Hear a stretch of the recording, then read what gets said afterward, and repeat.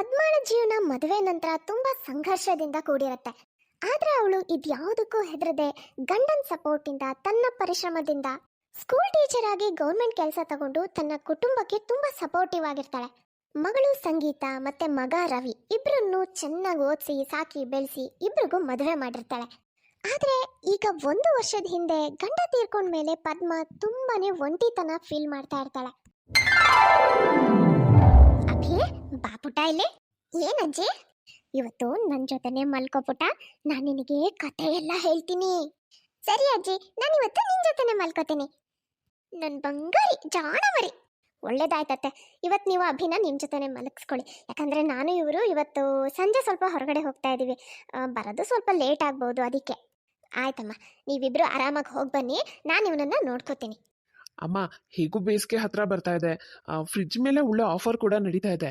ಹಾಗಾಗಿ ಈಗ ಲೇಟೆಸ್ಟಾಗಿ ಏನು ಮಾಡೆಲ್ಗಳು ಬಂದಿದ್ದಾವಲ್ಲ, ಅವು ಭಾಳ ಚೆನ್ನಾಗಿದ್ದಾವೆ. ಹಾಗಾಗಿ ಅಂಥದ್ದೊಂದು ಫ್ರಿಡ್ಜ್ ತೊಗೊಳ್ಳೋಣ ಅಂತ ಯೋಚನೆ ಮಾಡ್ತಾ ಇದ್ದೀನಿ. ಅಲ್ಲ ಪರವಿ, ಈಗ ನಮ್ಮನೇಲಿರೋ ಫ್ರಿಡ್ಜ್ ತುಂಬಾ ಹಳೇದೇನಲ್ವಲ್ಲ, ಬರೀ 2 ವರ್ಷದ ಹಿಂದಷ್ಟೇ ತಂದಿದ್ದು, ಇನ್ನು ಹೊಸದಾಗೇ ಇದೆ. ಈಗಿರುವಾಗ ಈಗ ಮತ್ತೆ ಬೇರೆ ಫ್ರಿಡ್ಜ್ ತರ ಅವಶ್ಯಕತೆ ಏನಿದೆ? ಅಲ್ಲ ಅತ್ತೆ, ನಾವು ತಗೊಂಡಿದ್ದು 2 ವರ್ಷದ ಹಿಂದೆ. ಈಗೆಲ್ಲ ಇನ್ನೂ ಹೊಸ ಹೊಸ ಥರ ಫ್ರಿಡ್ಜ್ಗಳು ಬಂದಿದ್ದಾವೆ. ಟೆಕ್ನಾಲಜಿ ವೈಸ್ ಆಗಿರ್ಬೋದು, ಲುಕ್ ವೈಸ್ ಆಗಿರ್ಬೋದು, ತುಂಬಾ ಇಂಪ್ರೂವ್ ಆಗಿದೆ. ಹಾಗಾಗಿ ಅಂಥದ್ದೊಂದು ಫ್ರಿಡ್ಜ್ ತಗೊಳ್ಳೋಣ ಅಂತ ನಮಗೆ ಆಸೆ ಆಯಿತು. ಮತ್ತು ನಿಮ್ದು ಹೇಗೂ ಪೆನ್ಷನ್ ಬರುತ್ತಲ್ಲ, ನಿಮ್ಮ ಪೆನ್ಷನ್ ಹಣದಲ್ಲೇ ಅದ್ರದ್ದು EMI ಕಟ್ಬಿಟ್ರಾಯ್ತು, ಏನೂ ಸಮಸ್ಯೆ ಆಗಲ್ಲ. ಆದರೂ ಆಶಾ, ಮನೇಲಿ ಮೊನ್ನೆ ತಾನೇ ತಂದಿರೋ ಫ್ರಿಡ್ಜ್ ಇದ್ದು ಈಗ ಹೊಸ ಫ್ರಿಡ್ಜ್ ತರೋದು ಸುಮ್ಮನೆ ಅನಾವಶ್ಯಕ ಖರ್ಚು ಅಂತ ನನಗನ್ಸುತ್ತೆ. ಹೋಗ್ಲಿ ಬಿಡಮ್ಮ, ನೀನು ಹೇಳ್ದ ಹಾಗೆ ಆಗಲಿ. ನಿನ್ನ ದುಡ್ಡಲ್ಲಿ ಅದು ತಗೊಳ್ಳೋಣ ಇದು ತಗೊಳ್ಳೋಣ ಅಂತ ಅನ್ನೋಕ್ಕೆ ನಾನು ಯಾರು? ಹೊಸ ಫ್ರಿಡ್ಜ್ ತಗೊಳ್ಳೋದು ಬೇಡ ಬಿಡು, ಈಗ ಯಾವುದಿದೆ ಅದನ್ನೇ ಬಳಸೋಣ. ನೀನು ಹೇಗೆ ಹೇಳ್ತೀಯೋ ಹಾಗೆ ಆಗಲಿ. ಎಷ್ಟೇ ಆದರೂ ಈ ಮನೆ ನಿನ್ನ ಹೆಸರಲ್ಲಿದೆ, ಈ ಮನೇಲಿ ನೀನು ಹೇಳಿದ್ದೆ ತಾನೇ ನಡಿಬೇಕು. ಇದನ್ನೇ ನಾನು ನಿಮಗೆ ಎಷ್ಟು ಹೇಳ್ತೀನಿ, ಆದರೆ ನಿಮಗೆ ಅರ್ಥನೇ ಆಗಲ್ಲ. ಇದು ಅತ್ತೆ ಮನೆ, ಅವ್ರ ಹಣ, ಅದನ್ನು ಅವ್ರ ಇಷ್ಟ ಬಂದ ಹಾಗೆ ಬಳಸ್ತಾರೆ. ನಿಮಗೆ ಎಷ್ಟು ಸಲ ಹೇಳಿದ್ದೀನಿ, ಏನು ಕೇಳಕ್ಕೆ ಹೋಗಬೇಡಿ, ಹಣ ಎಲ್ಲ ಕೇಳಬೇಡಿ ಅತ್ತೆ ಹತ್ರ ಅಂತ. ಆದರೂ ನನ್ನ ಮಾತು ಕೇಳದೇ ಇಲ್ಲ ನೀವು. ನಾವು ಬೇರೆ ಮನೆ ಮಾಡ್ತೀವಲ್ಲ, ಅವಾಗ ನಮ್ಮ ಹಣದಲ್ಲಿ ನಮಗಿಷ್ಟ ಬಂದಾಗ ನಾವು ಮಾಡಿದ್ರಾಯ್ತು ಅಲ್ವಾ ಅತ್ತೆ? ಸರಿಯಾಗಿ ಹೇಳ್ದೆ ತಾನೇ ನಾನು? ಅಲ್ಲ, ಇದು ಏನು ಮಾತಾಡ್ತಾ ಇದ್ದೀರಾ ನೀವಿಬ್ರು? ನಮ್ಮ ಮನೆ ನಿಮ್ಮ ಮನೆ ಏನಿದೆಲ್ಲ, ಇದು ಬರೀ ನಂದೊಬ್ಳದೇ ಅಲ್ಲ, ನಮ್ಮೆಲ್ರಿಗೂ ಸೇರಿದ ಮನೆ. ಈಗೇನು ನಿಮ್ಮಿಬ್ರಿಗೂ ಹೊಸ ಫ್ರಿಡ್ಜ್ ತಗೋಬೇಕು ತಾನೆ? ಆಯ್ತು ತಗೊಳ್ಳಿ, ನೀವು ಹೇಳೋದು ನಿಜಾನೇ. ಈಗೆಲ್ಲ ಮಾರ್ಕೆಟಲ್ಲಿ ಹೊಸ ಹೊಸ ಮಾಡೆಲ್ಗಳು ಬಂದಿದ್ದಾವೆ, ಅದನ್ನು ನೋಡಿದಾಗ ಆಸೆ ಆಗೋದು ಸಹಜ. ಹಾಗಾಗಿ ಅದರಲ್ಲಿ ನಿಮಗೆ ಯಾವ ಮಾಡೆಲ್ ಇಷ್ಟ ಆಗುತ್ತೋ ನೀವೇ ನೋಡಿ ತಗೊಂಡು ಬನ್ನಿ. ಬೇಡಮ್ಮ ಬೇಡ, ಆಶಾ ಸರಿಯಾಗಿ ಹೇಳಿದ್ದಾಳೆ. ಮುಂದೊಂದು ದಿನ ನಾವು ಬೇರೆ ಮನೆ ಮಾಡ್ಕೋತೀವಲ್ಲ ನಮ್ಮದು ಅಂತ, ಆವಾಗ ನಾವು ನಮಗೆ ಬೇಕಾಗಿದ್ದನ್ನು ತಗೋತೀವಿ. ಅಯ್ಯೋ ದೇವ್ರೆ, ನನ್ನ ಮಾತಿಗೆ ಬೇಜಾರು ಮಾಡ್ಕೋಬೇಡ್ರಪ್ಪ, ನಾನು ಯಾವುದೇ ಕೆಟ್ಟ ಉದ್ದೇಶದಿಂದ ಹೇಳಿಲ್ಲ. ಇಲ್ಲಿ ಯಾರು ಬೇರೆ ಮನೆ ಮಾಡ್ಕೊಂಡು ಹೋಗೋ ಅವಶ್ಯಕತೆ ಇಲ್ಲ. ನೀವಿಬ್ಬರು ನಾಳೆನೇ ಹೋಗಿ ನಿಮಗೆ ಯಾವ ಮಾಡೆಲ್ ಇಷ್ಟ ಆಗುತ್ತೋ ಆ ಮಾಡೆಲ್ ಫ್ರಿಡ್ಜ್ನ ತೊಗೊಂಡು ಬನ್ನಿ. ಈಗ ನೀವಿಬ್ಬರು ಎಲ್ಲ ಹೊರಗಡೆ ಹೊರಟಿದ್ರಲ್ಲ, ಹೊರಡಿ ಆರಾಮಾಗಿ ಹೋಗಿ ಸುತ್ತಾಡ್ಕೊಂಡು ಬನ್ನಿ. ಅಭಿ ಬಗ್ಗೆ ಚಿಂತೆ ಮಾಡಬೇಡಿ, ನಾನು ಅವನು ನೋಡ್ಕೋತೀನಿ, ಅವನಿಗೆ ಊಟ ಮಾಡಿಸಿ ಮಲಗಿಸಿರ್ತೀನಿ. ಸರಿ ಆಯ್ತತೆ, ನೀವು ಇಷ್ಟೊಂದು ಹೇಳ್ತಾ ಇದ್ದೀರಾ ಅಂದರೆ ನಾವು ನಾಳೆನೇ ಹೋಗಿ ಹೊಸ ಫ್ರಿಡ್ಜ್ನ ತೊಗೊಬರ್ತೀವಿ. ಇದು ಬರೀ ಇವತ್ತು ಒಂದು ದಿನದ ಕಥೆ ಆಗಿರಲ್ಲ. ಆಶಾ ಮತ್ತು ರವಿ ಇಬ್ಬರು ಪದ್ಮಾ ಕಡೆಯಿಂದ ತಮ್ಮ ಕೆಲಸಗಳಾಗಬೇಕು ಅಂದಾಗ ಮನೆ ಬಿಟ್ಟು ಹೋಗ್ಬಿಡ್ತೀವಿ ಅಂತ ಹೇಳಿ ಪದ್ಮಾಗೆ ಒಂಥರ ಎಮೋಷ್ನಲ್ ಬ್ಲ್ಯಾಕ್ ಮೇಲ್ ಥರ ಮಾಡಿ ತಮ್ಮ ಕೆಲಸಗಳನ್ನು ಮಾಡ್ಕೊಳ್ತಾ ಇರ್ತಾರೆ. ಇವರಿಬ್ಬರು ಪದ್ಮಾಗೆ ನೇರವಾಗಿ ಏನು ಅನ್ನೋದು, ಜಗಳ ಮಾಡೋದು, ಮನೆಯಿಂದ ಆಚೆ ಹಾಕೋದು ಇಂಥದ್ದೆಲ್ಲ ಮಾಡ್ತಾ ಇರಲ್ಲ. ಅವರ ರೀತಿನೇ ಬೇರೆ ಆಗಿರುತ್ತೆ. ಅವರ ಈ ರೀತಿ ನಡವಳಿಕೆಯಿಂದ ಪದ್ಮ ತುಂಬ ಸಲ ಕುಗ್ಗಿ ಹೋಗ್ಬಿಟ್ಟಿರ್ತಾಳೆ. ಇಲ್ಲಪ್ಪ, ಇಲ್ಲ, ನನ್ನಿಂದಾಗಲ್ಲ. ದಿನ ನನಗೆ ಈ ಆಫೀಸಲ್ಲಿ ಟಾರ್ಚರ್ ತಡೆಯೋಕ್ಕಾಗಲ್ಲಪ್ಪ, ಆಗಲ್ಲ. ಯಾಕ್ರೆ ಇಷ್ಟೊಂದು ಟೆನ್ಷನ್ ಮಾಡ್ಕೋತೀರಾ? ಎಲ್ಲ ಸರಿ ಹೋಗುತ್ತೆ. ಹೌದಪ್ಪ ರವಿ, ಆಫೀಸ್ ಅಂದಮೇಲೆ ಇವೆಲ್ಲ ಇದ್ದಿದ್ದೆ, ಎಲ್ಲ ಸರಿ ಹೋಗುತ್ತೆ, ಸುಮ್ಮನಿರು. ಏನು ಸರಿ ಹೋಗುತ್ತೆ? ಇಲ್ಲ, ಏನು ಸರಿ ಹೋಗಲ್ಲ. ಈಗ ಹೊಸ್ದಾಗಿ ಬಂದಿರೋ ಬಾಸ್ ನನ್ನ ಜೀವ ತಿಂತಾ ಇದ್ದಾನೆ. ನನ್ನಿಂದ ಅವ್ನ ಕಾಟ ತಡೆಯೋಕ್ಕಾಗ್ತಿಲ್ಲ. ಇನ್ನು ಬೇರೆ ಆಪ್ಷನ್ನೇ ಇಲ್ಲ. ಕೆಲಸ ಬಿಡೋದು ಒಂದೇ ದಾರಿ ಅಂತ ನನಗೆ ಅನಿಸ್ತಾ ಇದೆ. ಅಯ್ಯೋ ಯಾಕೋ ರವಿ ಇಷ್ಟಕ್ಕೆಲ್ಲ ಕೆಲಸ ಬಿಡೋ ಮಾತಾಡ್ತಾ ಇದೆಯಾ? ಇಲ್ಲಮ್ಮ, ನನಗೆ ಕೆಲಸ ಬಿಡೋದು ಒಂದೇ ದಾರಿ. ನಿನ್ನ ಹತ್ರ ನಾನು ಏನು ಹೆಲ್ಪ್ ಕೇಳೋಕ್ಕೂ ಸಾಧ್ಯ ಇಲ್ಲ. ಆಶಾ, ನನಗನ್ಸುತ್ತೆ ನಾವು ಮನೆ ಬಿಟ್ಟು ಹೋಗಲೇಬೇಕೇನೋ ಅಂತ. ನೋಡು, ಮತ್ತೆ ಮನೆ ಬಿಟ್ಟು ಹೋಗೋ ಮಾತು, ಪದೇ ಪದೇ ಮನೆ ಬಿಟ್ಟು ಹೋಗೋ ಮಾತು ಯಾಕೆ ಆಡ್ತೀಯಾ ಅಂತ. ಅತ್ತೆ, ನಿಮಗೆ ಗೊತ್ತಲ್ಲ, ಇವರಿಗೀಗ ಹೊಸದಾಗಿ ಬಂದಿರೋ ಬಾಸ್ ರಾಜೀವ್ ಅವರು ನಿಮ್ಮ ಓಲ್ಡ್ ಸ್ಟೂಡೆಂಟ್ ಅಂತ. ನೀವು ಒಂದ್ಸಲ ಅವ್ರ ಹತ್ರ ಇವ್ರ ಆಫೀಸಲ್ಲಿ ಪಡ್ತಾ ಇರೋ ಹಿಂಸೆ ಬಗ್ಗೆ ಮಾತಾಡಿ ಅತ್ತೆ. ನೀವು ಹೇಳಿದ್ರೆ ಅವ್ರು ಕೇಳ್ತಾರೆ. ಅಲ್ಲಮ್ಮ, ನನ್ನ ಹಳೆ ಸ್ಟೂಡೆಂಟ್ ಹತ್ರ ಹೋಗಿ ನಾನು ಈ ಥರ ಎಲ್ಲ ಮಾತಾಡೋದು ನನಗೇನೋ ಸರಿ ಅನ್ನಿಸ್ತಾ ಇಲ್ಲ. ನಿನಗೆ ಯಾಕೆ ಸರಿ ಅನ್ಸುತ್ತೆ ಹೇಳು? ನಿನಗಿದೆಲ್ಲ ತಪ್ಪು ಅನ್ಸುತ್ತೆ ಅಂತಲೇ ನನಗೆ ಚೆನ್ನಾಗಿ ಗೊತ್ತು. ಅದಕ್ಕೆ ನಾನು ಮತ್ತು ಆಶಾ ಇಬ್ಬರು ಮನೆ ಬಿಟ್ಟು ಹೋಗೋ ನಿರ್ಧಾರ ಮಾಡ್ತಾ ಇರೋದು. ನಡಿ ಆಶಾ, ನಾವು ಈಗಲೇ ಮನೆ ಬಿಟ್ಟು ಹೋಗೋಣ. ಅಭಿನೂ ರೆಡಿ ಮಾಡಿಬಿಡು.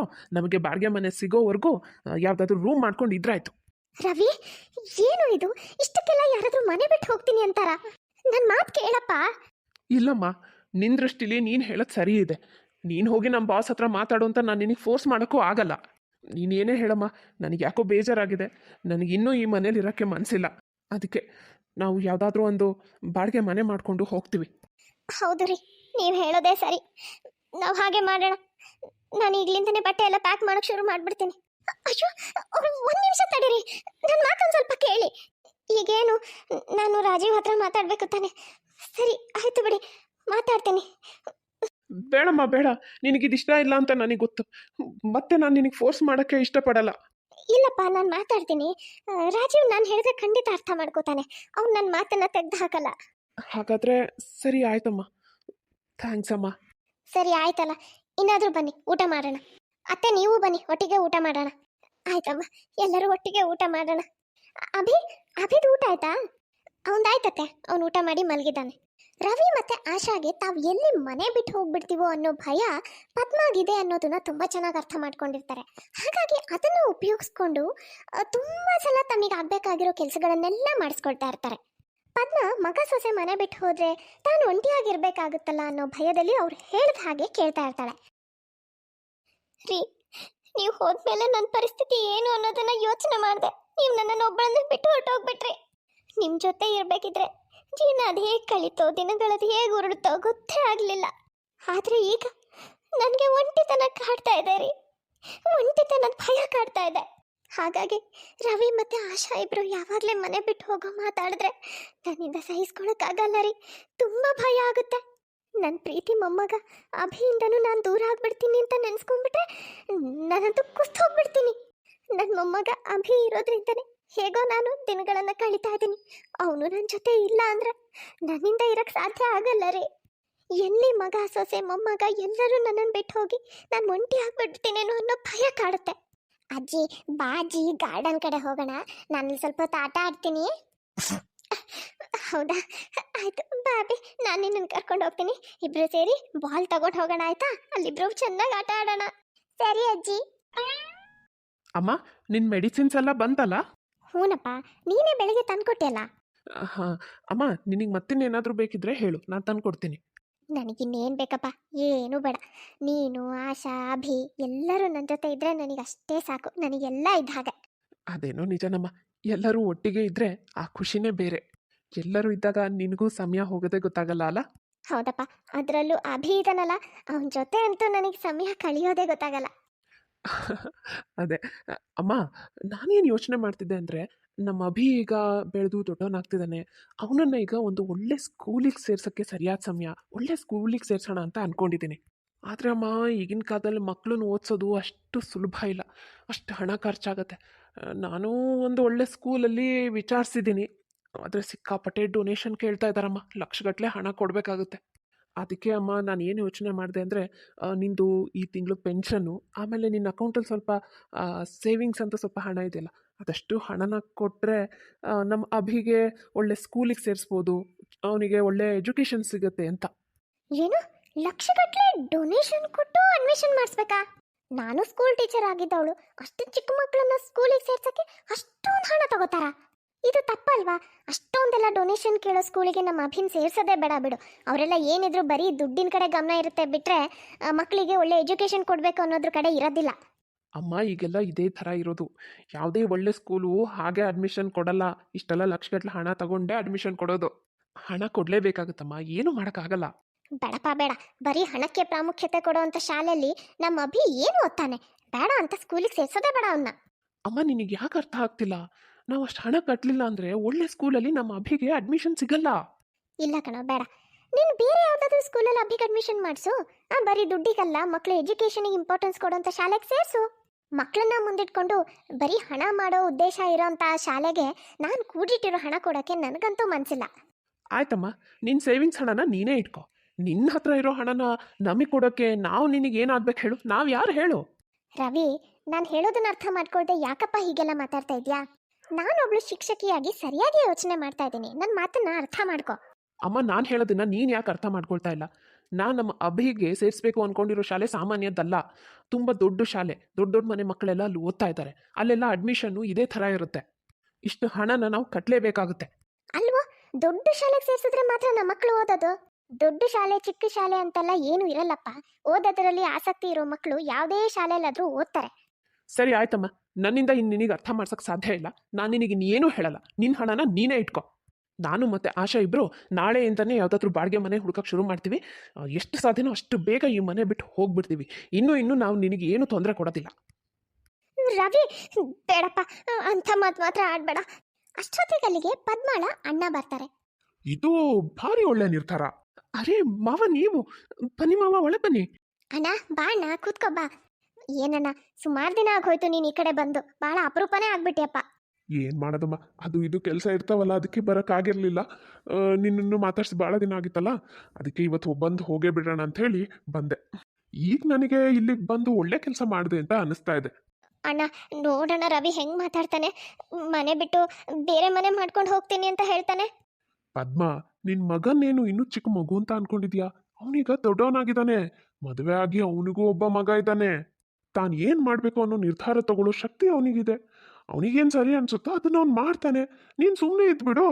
ಅವನ ಜೀವನ, ಅವನಿಗೆ ಏನು ಬೇಕು ಅನ್ಸುತ್ತೋ, ಹೇಗೆ ಇಷ್ಟ ಬರುತ್ತೋ ಹಾಗಿರ್ಲಿ ಬಿಡು. ಅವನಿಗೆ ಬೇರೆ ಮನೆ ಮಾಡಬೇಕು ಅಂತ ಏನಾದರೂ ಅನ್ಸಿದ್ರೆ ಮಾಡಲಿ ಬಿಡು. ಅಲ್ವೇನಪ್ಪ ರವಿ, ನಾನು ಸರಿಯಾಗಿ ಹೇಳ್ದೆ ತಾನೆ? ಅದು ಮಾವ, ರವಿ, ಈಗ ನಿನ್ಗೇನು, ನೀನು ಬೇರೆ ಮನೆ ಮಾಡಿಕೊಂಡು ನೀನು ನಿನ್ನ ಹೆಂಡತಿ ಮಗ ಆರಾಮಾಗಿರ್ಬೇಕು ತಾನೆ? ಆಯಿತು, ಹಾಗೆ ಮಾಡು. ನಿಮ್ಮ ಅಮ್ಮನ ಬಗ್ಗೆ ನೀನೇನು ಚಿಂತೆ ಮಾಡಿಬಿಡಪ್ಪ. ನಾನು ನನ್ನ ತಂಗಿ ಬಗ್ಗೆ ಕಾಳಜಿ ತಗೋತೀನಿ. ಅವಾಗವಾಗ ಬಂದು ಹೋಗಿ ಅವಳು ಬೇಕು ಬೇಡನೆಲ್ಲ ವಿಚಾರಿಸ್ತಾ ಇರ್ತೀನಿ. ಹೋಗಪ್ಪ ಹೋಗು, ಈಗ್ಲಿಂದನೇ ಮನೆ ಹುಡ್ಕೋಕೆ ಶುರು ಮಾಡು. ಈಗಿನ ಕಾಲದಲ್ಲಿ ಮನೆ ಹುಡ್ಕೋದು ಅಷ್ಟು ಸುಲಭ ಅಲ್ಲ, ಅಷ್ಟು ಸುಲಭಕ್ಕೆ ಸಿಗಲ್ಲ. ನಡಿ ನಡಿ, ಈಗಲೇ ಹೋಗು. ಸರಿ ಮಾವ. ಏನಣ್ಣ ನೀನು ಹೀಗೆ ಮಾಡ್ದೆ? ನೀನು ಅವನಿಗೆ ಸಪೋರ್ಟ್ ಮಾಡಿ ಮಾತಾಡ್ದಲ್ಲ. ನನ್ನ ಮಗ ಸೊಸೆ, ನನ್ನ ಮೊಮ್ಮಗ ಈ ಮನೆ ಬಿಟ್ಟು ಹೋದ್ರೆ ನಾನು ಹೇಗಿರ್ಲಿ ಹೇಳು? ಅವ್ರನ್ನೆಲ್ಲ ಬಿಟ್ಟಿರಕ್ಕೆ ನನ್ನಿಂದ ಆಗುತ್ತಾ? ಅಯ್ಯೋ ಪದ್ಮ, ನೀನು ಭಾಳ ಪಾಪದೋಳು. ನಿನಗೇನು ಗೊತ್ತಾಗಲ್ಲ. ಅದನ್ನೇ ಅವರು ಉಪಯೋಗಿಸ್ಕೊಳ್ತಾ ಇದ್ದಾರೆ. ನಿನ್ನ ಮಗ ನಿನ್ನ ಸೊಸೆ ಬರೀ ಮನೆ ಬಿಟ್ಟು ಹೋಗ್ತೀವಿ ಅಂತ ನಿನ್ನ ಹತ್ರ ಹೆದರ್ಸ್ತಾರೆ.